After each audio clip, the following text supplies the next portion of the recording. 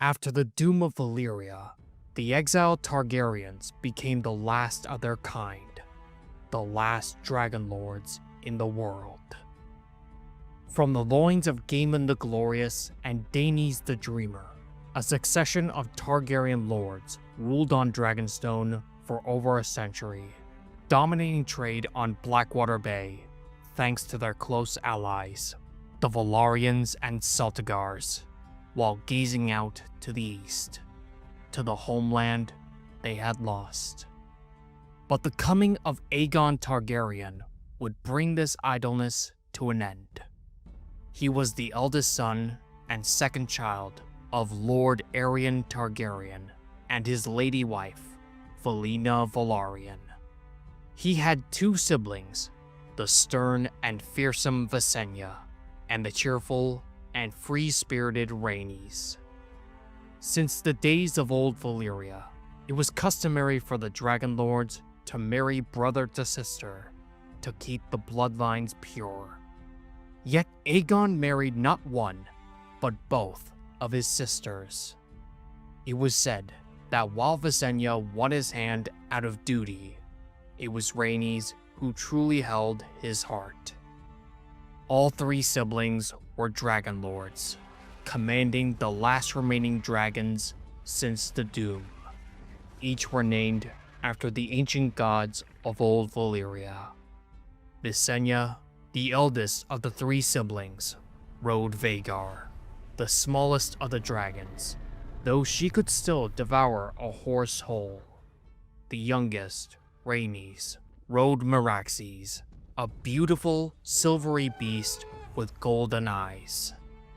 And Aegon rode Balerion the Black Dread, who was the youngest of the 5 dragons that came to Dragonstone with Aenar the Exile a century ago.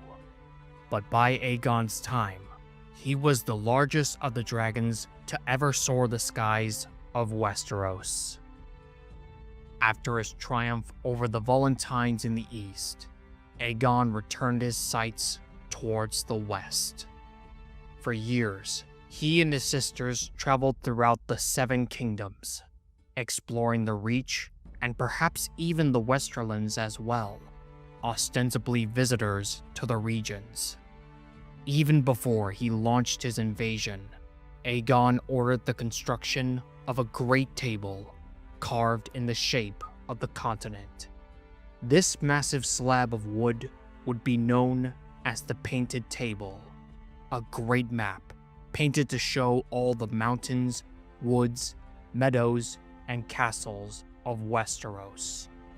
Yet, it had no borders to mark the other realms, a sign of his vision of a unified Westeros under one rule, one king. But why would he risk invasion? Most believed that Aegon looked across Blackwater Bay from Dragonstone and saw rich land ripe for conquest. But others claimed that ambition alone did not drove him to war, but a dream. It is said that he inherited the same gift of foresight that Daenys the Dreamer possessed when she saw the Doom a century ago. Whatever Aegon saw, it persuaded him to bring all of Westeros under a single rule. Whether it be dreams or aspirations, it was beyond dispute that Aegon Targaryen was determined to conquer the entirety of Westeros, no matter the cost. Against him stood 7 quarrelsome kingdoms, kingdoms that were often at war with each other. First was the North, a frigid, icy realm that stretched from the swamps of the Neck all the way to the Colossal Wall, from the Sunset Sea to the Shivering Sea. It is the largest of the 7 realms, though the least populated due to its harsh climate and bitter winters. Though petty kings once ruled in the north, it was the Starks of Winterfell who unified them all as the Kings of Winter and the Kings in the North. Of all the 7 kingdoms, the North alone stood against the Andal invasions, keeping their faith in the old gods. The king of the north at the time was Torrhen Stark. Its southern counterpart was Dorne. Like the north, Dorne was a harsh land, but in place of ice and snow, it contains wide deserts, dangerous coasts, and high red mountains. It is a parched land, save for those within the mountains or the regions watered by the green blood, Vaith, and Scourge. It was a patchwork of various warring kingdoms until the coming of Nymeria and her Rhoynar. When she married the ambitious Mors Martell, they subdued the petty kings one by one, until at last they brought all of Dorne under their rule. But this realm was not a kingdom, but a principality, in keeping of the old Rhoynish style. Another trait borrowed from the Rhoynar was that women were included in the Dornish laws of succession, holding equal status with men. The Martells have thus maintained their hold over Dorne for centuries, often contending with the Reach and the Stormlands in various border wars. When Aegon Targaryen's gaze fell on Westeros, the ruling princess of Dorne was Meria Martell, an aged, fat woman whom her enemies mockingly named the Yellow Toad of Dorne. The richest kingdom in Westeros was the Kingdom of the Rock, who held sway over the gold-rich Westerlands. It is a land of rugged hills west of the continent, from the Sunset Sea to Ironman's Bay. The Westerlands holds vast gold and silver mines lying underneath the ground, making its lords wealthy and powerful. But the most powerful of them all were the Lannisters of Casterly Rock, the descendants of the cunning rogue Lam the Clever. As kings, they warred against the Riverlands, the Storm Kings, and the Iron Men of the Isles, though they would often war against the Reach as well. At the time of Aegon's arrival in Westeros, the reigning king of the Rock was Loren I Lannister, who would be later known as Loren the Last. Their greatest rival was the Kingdom of the Reach, the second wealthiest realm. It dominates the southwest part of the continent, watered by the River Mander. The Reach borders Dorne via the Red Mountains, the Stormlands in the east, and the Westerlands to the north. It is the breadbasket of Westeros, for it's the most fertile region in all the land. This kingdom claims an ancient connection to the first High King of the First Men, Garth Greenhand. His firstborn son, Garth the Gardener, raised Highgarden along the Mander. It became the seat of House Gardener, who ruled the Reach for many centuries, in times both prosperous and tumultuous. By the time of Aegon's conquest, Mern IX ruled the Reach, presiding over the largest army in Westeros, with many sons and grandsons to secure his line. In the east, House Arryn ruled over the mountainous region of the Vale as the Falcon Kings. The Arryns are among the oldest and purest line of Andal nobility, and the Vale was the first region the Andal invaders landed when they fled Andalos. They displaced the High Kings of House Royce and ruled the Vale from their mountainous stronghold of the Eyrie. Their reach extended from the Mountains of the Moon all the way to the Three Sisters, islands where they would contend with the Men of the North, until finally emerging as the victors. The ruler of the Vale at the time was the boy king Ronald Arryn, with his mother, Shara Arryn, acting as regent. West from there lies the Riverlands, the beating heart of Westeros. It is so named by the three great banks that flowed along the mighty Trident, the Green Fork, the Red Fork, and the Blue Fork. It has been the site of many battlefields for centuries, with countless river kings rising and falling from enemies both within their own borders and without. It was only when Arlen III Durrandon of the Stormlands conquered the Riverlands did their own native rule came to an end. The Storm Kings reigned over the Riverlands for centuries, until they were driven out by the men of the Iron Islands, a race of fearless sea-roving warriors under their bloodthirsty king, Harwin Hardhand. The Ironborn ruled over the men of the Trident with an iron hand for generations. The grandson of the Hardhand, King Harren the Black, ordered the construction of a mighty seat for himself. He drained the wealth of the river lords to finance this great endeavor and employed the use of captive thralls to labor on his monstrous castle, which in time would bear his name, Harrenhal. It is said that the last stone was set on the very day the Targaryens landed in Westeros. But the most belligerent kingdom of Aegon's time was the kingdom of the Stormlands. It is a realm of tumultuous storms and gales, which stretches from the Raidwood all the way to the Dornish marches that lie within the shadow of the Red Mountains and borders the Kingdom of the Reach, from Shipbreaker Bay to the Sea of Dorne.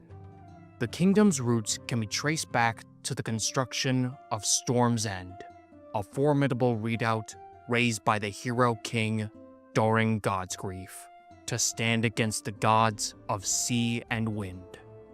His descendants, the Durrandons, conquered the Stormlands and moved their boundaries even farther, from the Blackwater Rush all the way to the Riverlands.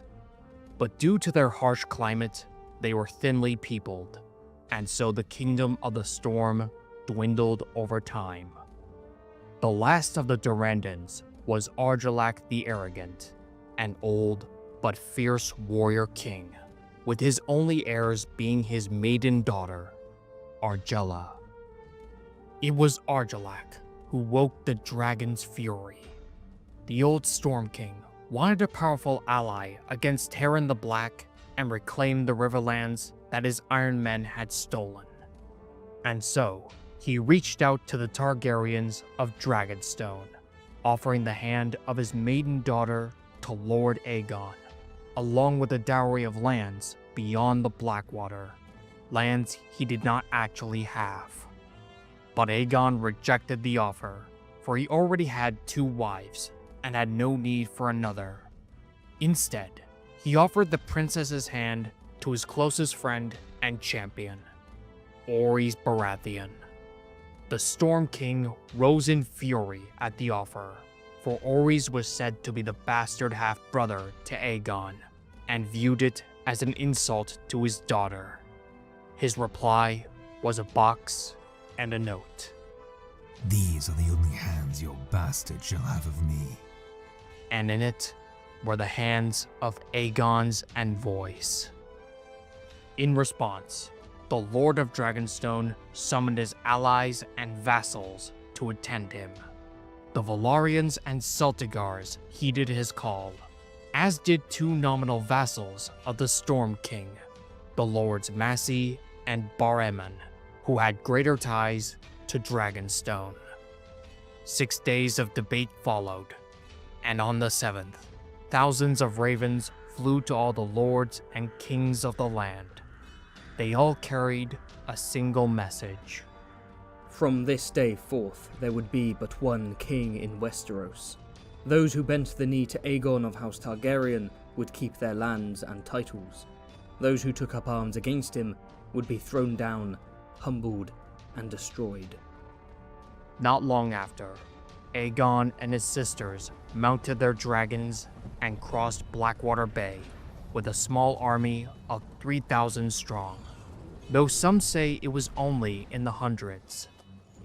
They landed at the mouth of the Blackwater Rush, where 3 hills rose above a small fishing village. There the Targaryens erected a primitive timber fortress at the highest of the hills, which in time would be known as Aegon's High Hill, while the wooden palisade came to be known as the Aegon Fort. From there, Aegon's forces proceeded to gain control over the surrounding lands and keeps. This was a disputed land, where it would be traded between Harren and Argilac's domains. But in the fullness of time, this area would be known as the Crown Lands. Most lords submitted peacefully, but the Darklands of Duskendale and the Mootons of Maidenpool made common cause and moved against the invaders' position. Their 3,000 men were met by an army of similar size, led by Orys Baratheon himself, while Aegon swept down upon Valyria. Both lords were slain in the battle that followed, and their successors swiftly surrendered and bent the knee. Once he displayed his power, Aegon summoned all his conquered lords to the Aegon Fort.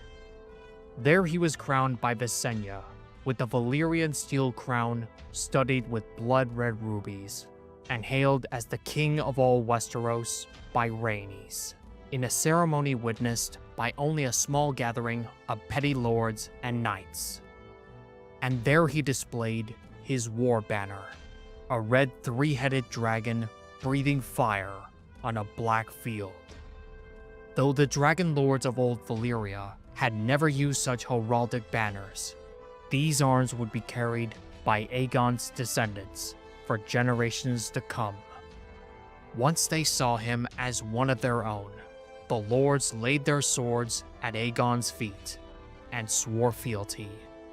The new king raised them up and confirmed them in their lands and titles, while bestowing honors and offices to his oldest supporters.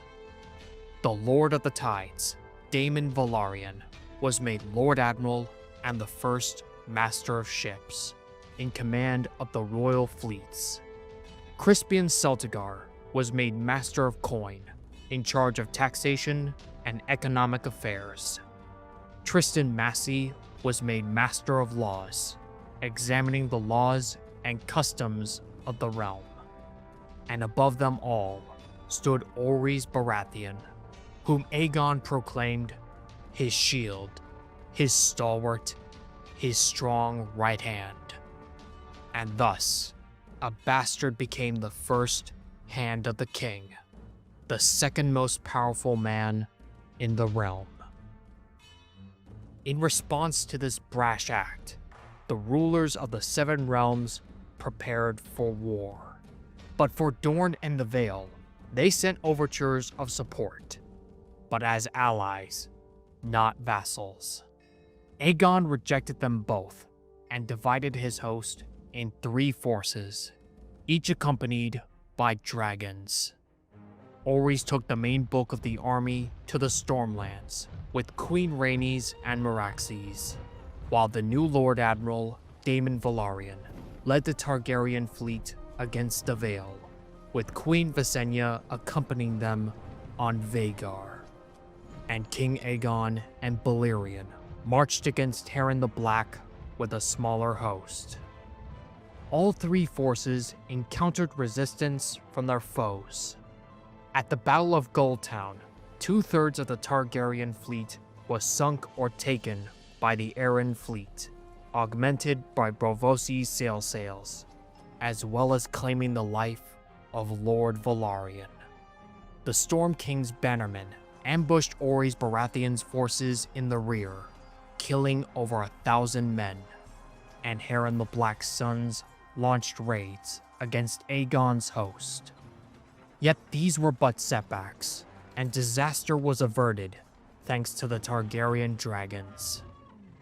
Visenya and Vhagar burned much of the Arryn fleet before retreating with the remnants of the royal fleet, while Rhaenys and Meraxes set the Rainwood ablaze, and Balerion the Black Dread burned the longships carrying Harren's victorious sons. And all the while, others saw opportunity in the Targaryen invasion. Pirates from the Stepstones began to plunder Argilac's holdings in the Stormlands. The three sisters broke away from the Vale and crowned Lady Marla Sunderland their queen. But the most threatening was in the Riverlands, where the Lords of the Trident rose up against Harren the Black under Edmund Tully, the Lord of Riverrun. Tully declared for the Targaryens, and the other River Lords joined him as they descended on the newly completed Harrenhal. Surrounded on all sides, Harren the Black prepared for a siege, but King Aegon called for a parley. Harren granted it, and with their banner bearers and maesters present, Aegon made his offer. Yield now, and you may remain as Lord of the Iron Islands. Yield now, and your sons will live to rule after you. I have 8,000 men outside your walls. What is outside my walls is of no concern to me. Those walls are strong and thick. But not so high as to keep out dragons. Dragons fly. I built in stone. Stone does not burn. When the sun sets, your line shall end. That night, Aegon and Valyrian descended upon Harrenhal from above and bathed the 5 massive towers in dragon fire.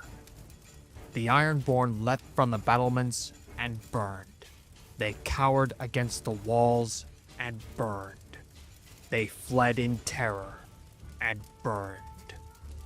Stone might not have burned, but it turned the greatest castle in Westeros into the greatest oven, baking Harren and his last sons alive. Thus ended the Black Line, which had ruled the Ironborn for over 1,000 years. In the morning after Harren's fall, Aegon Targaryen forged a new Riverlands. He named Edmund Tully as the Lord Paramount of the Trident, making the other River Lords his vassals. They all swore fealty to the Targaryen king and to their new liege lord. For generations, the Riverlands were terrorized by their Ironborn overlords, but under the Tullys, they returned to peace and prosperity. When the fires had finally cooled within Harrenhal, Aegon ordered all the broken blades to be gathered up and sent back to the Aegon fort. All the while, Orys Baratheon's host continued to march against Argilac the Arrogant. Once he learned of Harren's end, Argilac roared in fury, refusing to die as he did, as some suckling pig cooked in his own castle. And so, he called his banners and marched against the invaders. In victory or defeat, he would meet his end the same way, with sword in hand. With the aid of Rhaenys and Meraxes, Orys learned of Argilac's numbers and dispositions, and dug on the high ground near Bronzegate. As the two armies clashed, a monstrous gale swept across the field, giving the battle its name, the Last Storm. It lasted for a day and a night, and would prove to be a bloody struggle. Argilac, however, pressed the attack, trusting in his numbers, for he had twice the knights and heavy horse. 3 times the Storm King led his knights against the Baratheon position, and each time they gained ground. But on the 4th, they met Queen Rhaenys and Meraxes, and the dragon's fire turned victory into chaos. Argilac himself fell from his horse, but he did not yield. When Orys met him in the field, he held off a dozen men with as many corpses at his feet. The Hand offered the king a final chance to surrender, but received only a curse instead. And so, the old warrior king and the young Hand fought for the destiny of a kingdom. In the end, Argilac got his wish and died with sword in hand. With their king dead, the Stormlords surrendered, granting victory to the invaders. Argilac's daughter, Argilla, attempted to hold Storm's End against the Targaryen host, even declaring herself the Storm Queen. Alas, her men lacked her resolve and brought her in chains before Orys Baratheon. But he treated the girl gently, even commemorating her father's valor in the last storm. And in a final act to honor the fallen king, he vowed to take the arms and words of the Durrandon for his own. Orys Baratheon thus became the Lord of Storm's End and the Lord Paramount of the Stormlands, with Argilla as his wife, and House Baratheon was born. Now in possession of 2 kingdoms, the remaining kings of Westeros saw the Targaryens as a true threat. Once more, Shera Eren sent an offer to King Aegon, this time proposing marriage in exchange for her son becoming Aegon's heir. And in all that time, Torrhen Stark called his banners, though they would be slow in gathering. Yet even while the Lords of the North were gathering their strength, Mern the Ninth Gardener and Lorne the First Lannister joined forces and formed a formidable host, an army 55,000 strong, 5 times greater than Aegon's own. Mern the Ninth would call it their Iron Fist. The 2 kings, as they came to be known, moved northwest towards the Riverlands. King Aegon advanced to meet them, joined by his queens. His modest host met his foes on a plain south of the Blackwater Rush, near to where the Gold Road would eventually stand. The 2 kings were confident in their vastly superior numbers, but the plain they chose was dry, the grass parched, and the wheat ripe for harvest. Though the forces of the 2 kings pushed back the Targaryen forces, Aegon and his sisters unleashed their dragons and set the field alight. What followed has been known forevermore as the Field of Fire, the bloodiest battle in all of history. 4,000 men burned, another 1,000 fell to the sword, and tens of thousands returned home as charred monsters. But House Gardener never returned at all, for King Mern and his entire family were reduced to ash and bone.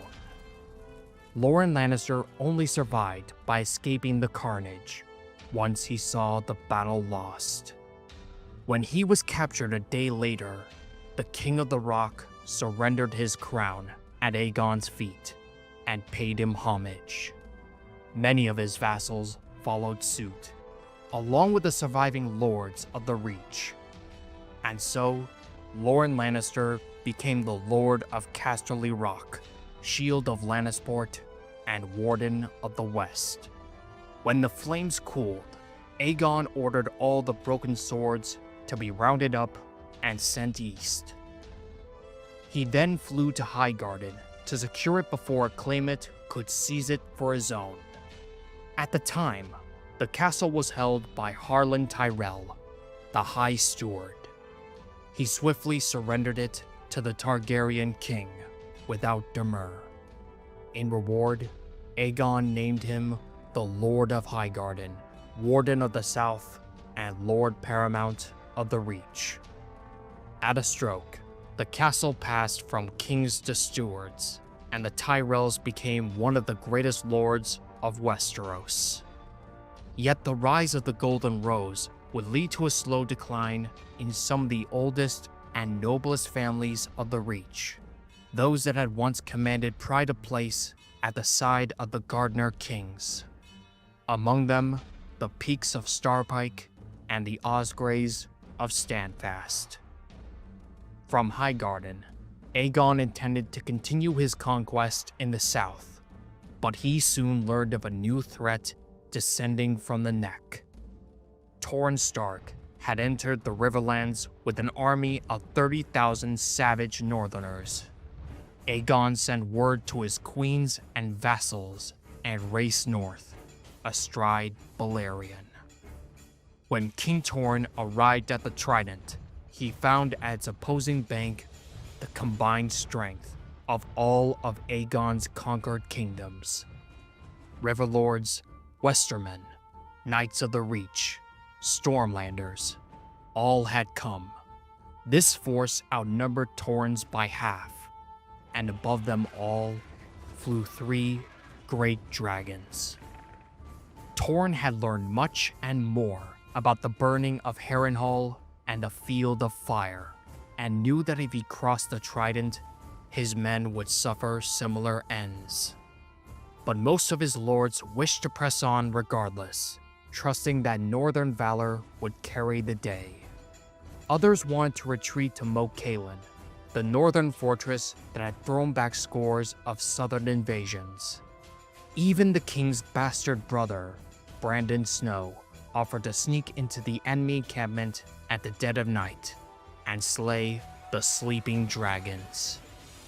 Brandon was indeed sent across the Trident, but as an envoy, not a dragon slayer. After many correspondences, Torrhen Stark emerged the following day under a flag of truce and surrendered the crown of winter at Aegon's feet and swore to be his man. He knelt as a king and rose as Lord of Winterfell and the Warden of the North. Since that day, Torrhen Stark is remembered as the king who knelt. Yet none of his countrymen returned home scarred or burned, and the swords Lord Stark delivered to the Targaryens were neither twisted, melted, or bent. Once more, the Targaryens parted ways for their own separate campaigns. Visenya took flight on Vhagar and once more moved against the Vale. Queen Regent Shera and King Ronald had taken refuge within the Eyrie. It sat on high at the foot of the Giant's Lance, guarded by 3 way castles: stone, snow, and sky. But these were no barriers to a dragon. Vhagar landed unopposed in the castle courtyard, and when Queen Shera confronted them, she found the boy king on Visenya's knee. Ronald had begged his mother's leave to fly on her dragon. Shera had no choice but to submit to the Targaryen queen. She surrendered her coronet, her son's circlet, and the ancient falcon crown that the Arryns had worn for 1,000 years. In the end, Ronald Arryn got his promised flight, circling about the Giant's Lance 3 times, taking off as a king and landing as the Lord of the Eyrie, Defender of the Vale, and the Warden of the East, thus bringing the Vale of Arryn into Aegon's realm. Rhaenys, meanwhile, turned her eyes on Dorne. Like her sister, the queen chose not to engage the many watchtowers that laid along the Red Mountains. Instead, she flew Meraxes to secure the submission of the castles of Dorne. Yet no Dornish lord could be found, and none could say where they had gone. But at Sunspear, the ancient seat of House Martell, Rhaenys confronted the Princess of Dorne in her abandoned castle. The Yellow Toad may have been blind, fat, and old, but her wits remained as sharp as a dagger. I will not fight you, nor will I kneel to you. Dorne has no king. Tell your brother that. I shall, but we will come again, Princess. And the next time, we shall come with fire and blood. Your words. Ours are unbowed, unbent, unbroken. You may burn us, my lady, but you will not bend us, break us, or make us bow. This is Dorne. You are not wanted here. Return at your peril. And thus did Queen Rhaenys took flight on her dragon, and Dorne remained unconquered.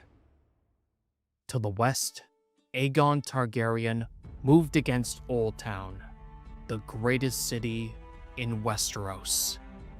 It was home to 3 great monuments: the Starry Sept, where the High Septon ruled over the faith; the Citadel, where the Order of Maesters dwelt within, seeking knowledge and wisdom; and the massive High Tower, seat of the city's ruling family, House Hightower. When Aegon Targaryen arrived with an army, he steeled himself for battle. Instead, Lord Manfred Hightower yielded the city without bloodshed. As it happened, when the Targaryens landed in Westeros, the High Septon locked himself within the Starry Sept, fasting and praying for 7 days.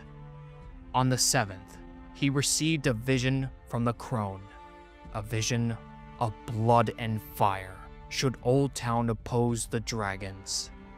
This convinced the pious Lord Manfred not to take part in the fighting. Welcomed into Oldtown with open arms, Aegon Targaryen was crowned a second time within the Starry Sept. Only a handful of lords were on hand to witness Aegon's first coronation, but now thousands looked on as the High Septon crowned the victorious king, proclaiming him Aegon, the first of his name, King of the Andals, the Rhoynar, and the First Men, Lord of the 7 Kingdoms, and Protector of the Realm. And thousands more cheered as their new king flew overhead on Valyrian's back. This brought an end to what historians would name Aegon's Conquest, where all the 7 kingdoms were made as one by the will of Aegon and his redoubtable sisters. However, Dorne itself would continue to oppose the dragons for the next 2 centuries. The war had shown that no matter how large or high your castle may be, no matter how large an army you could field, none could stand against a dragon, for dragons are fire made flesh, and fire is power. Many believed and even hoped that Aegon would make Oldtown his new royal seat, or perhaps on Dragonstone, the ancient seat of his house. But the king chose neither, electing to make his capital on the very site he and his sisters first landed on the soil of Westeros. This new town would bear the name King's Landing. From there, the king ordered the construction of a great seat made out of the broken and beaten blades of all his fallen enemies.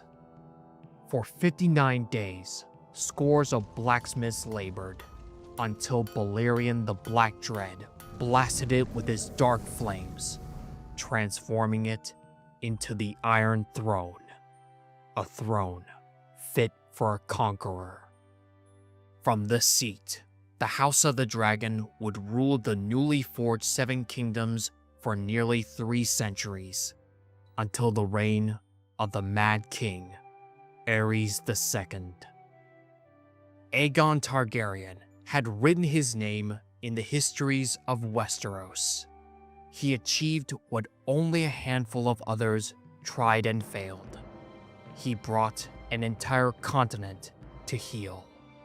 Even time itself would bend its knee to him, for after his Starry Sept coronation, the Maesters would reset the calendar to before and after Conquest.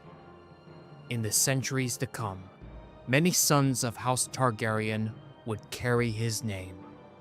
But Aegon, the first of his name, would always be remembered as Aegon the Conqueror and Aegon the Dragon.